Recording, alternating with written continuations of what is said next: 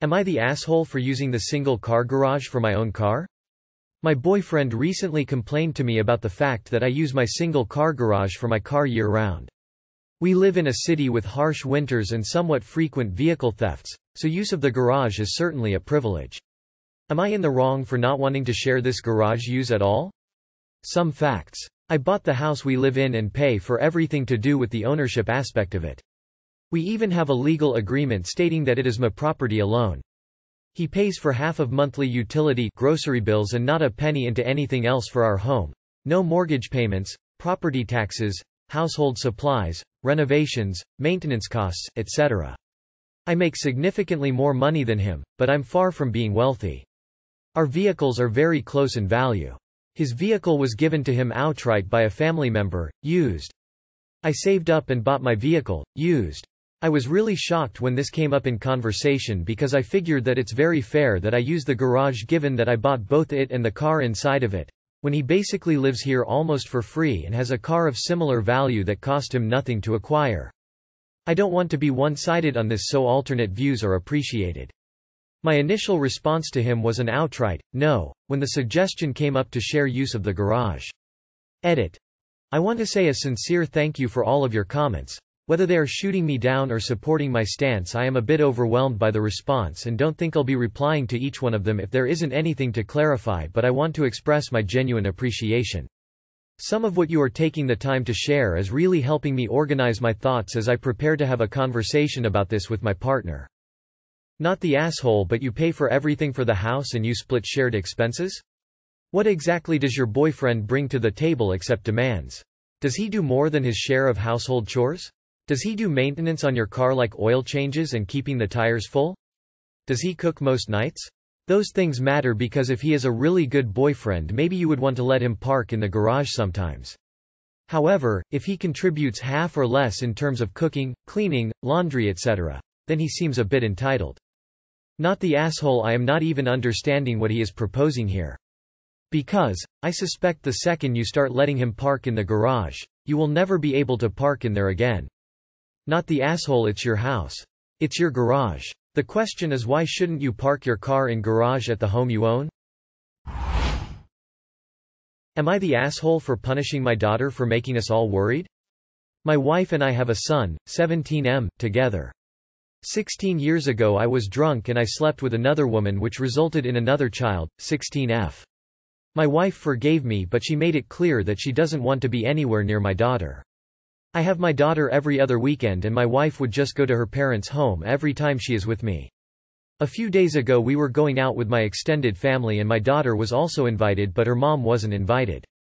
She asked me if I could give her a ride and I said yes, but when my wife found out, she said that while she doesn't have a problem with my daughter being there, she doesn't want her to come with us.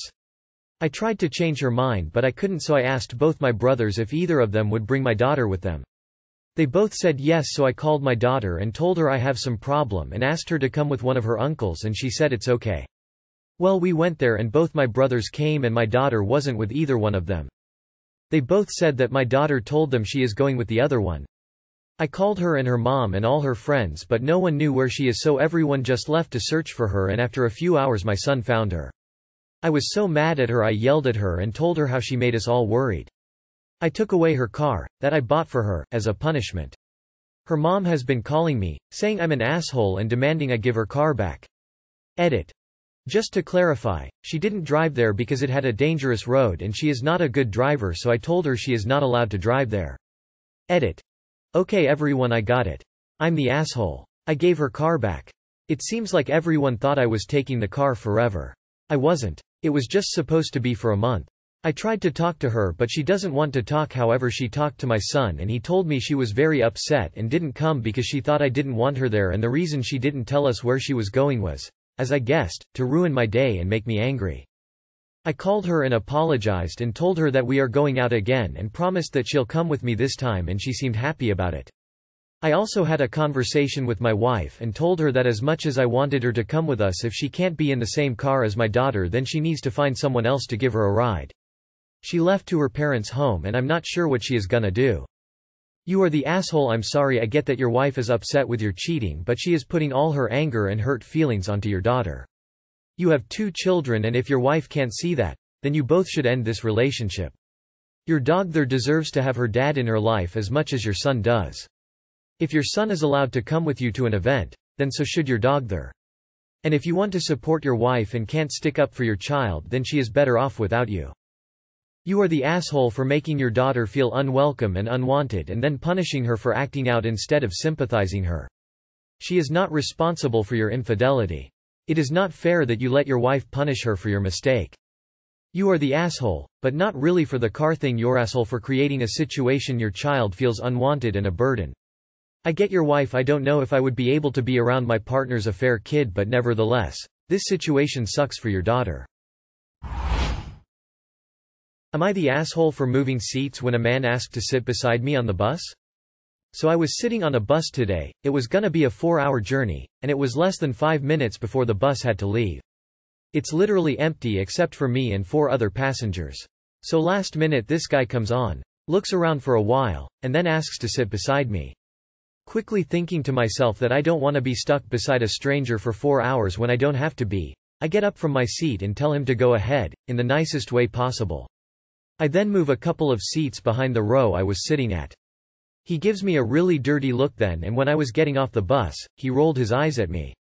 Oh, also it's a direct bus by the way, there was no stops along the way.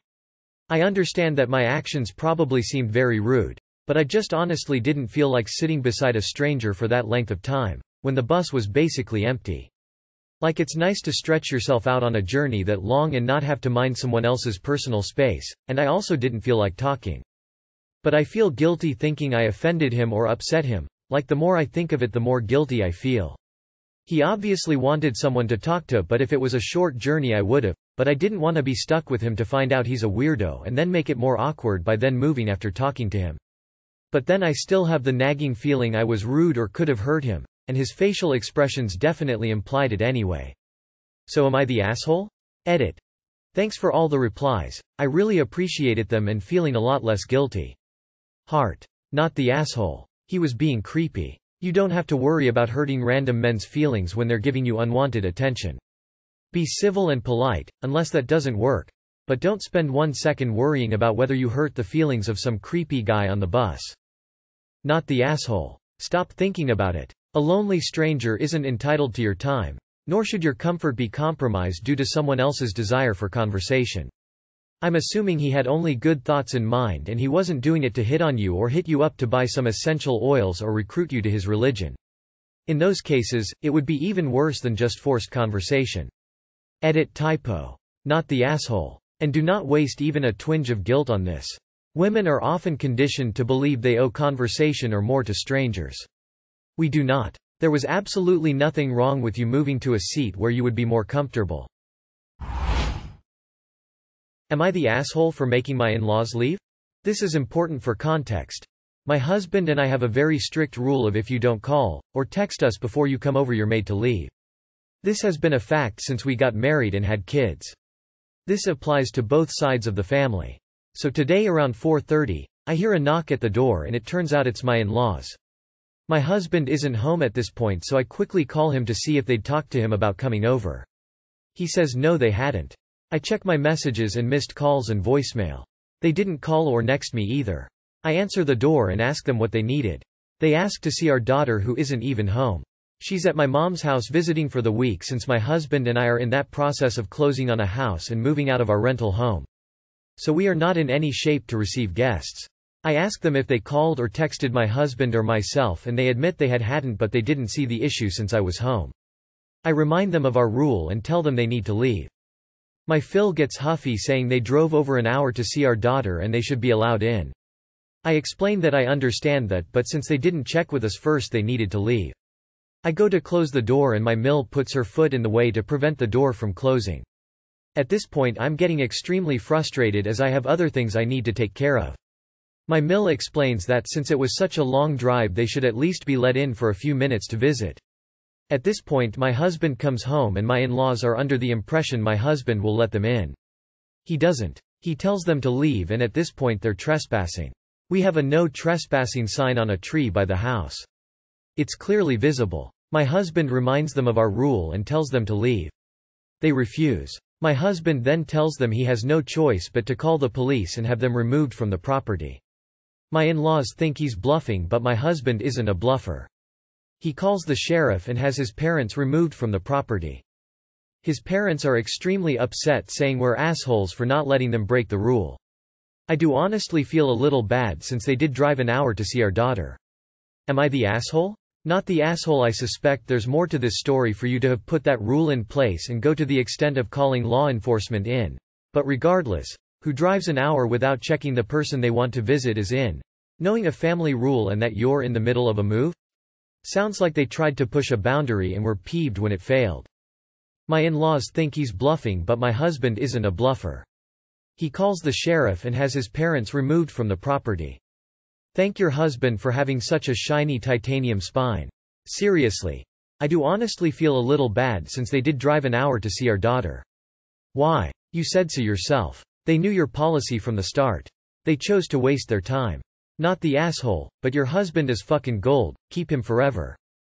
Not the asshole, and anyone who says everyone sucks here or you are the asshole has never had to deal with narcissist in-laws.